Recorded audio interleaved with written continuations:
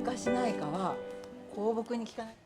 ここは家具とか匂うとか言わなくって菊って言うんですよ。上見てる菊の菊。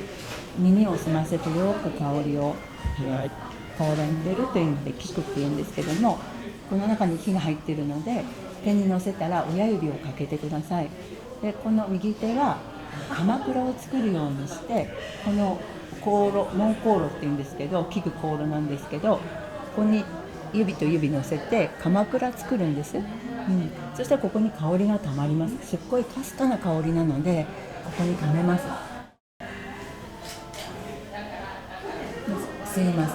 で、下座とか自分のところに吸ったら吐かないので吐きます。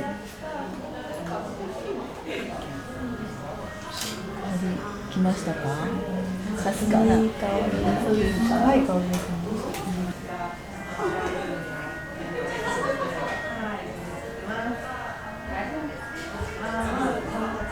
しましたか？いい香りしました。お味は一緒だと思います。はい、姿がね。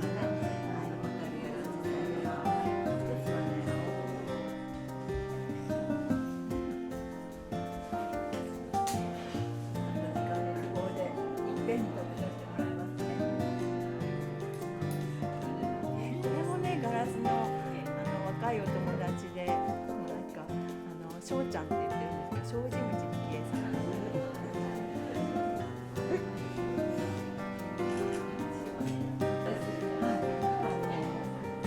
お抹茶の美味しいですかって言われてる。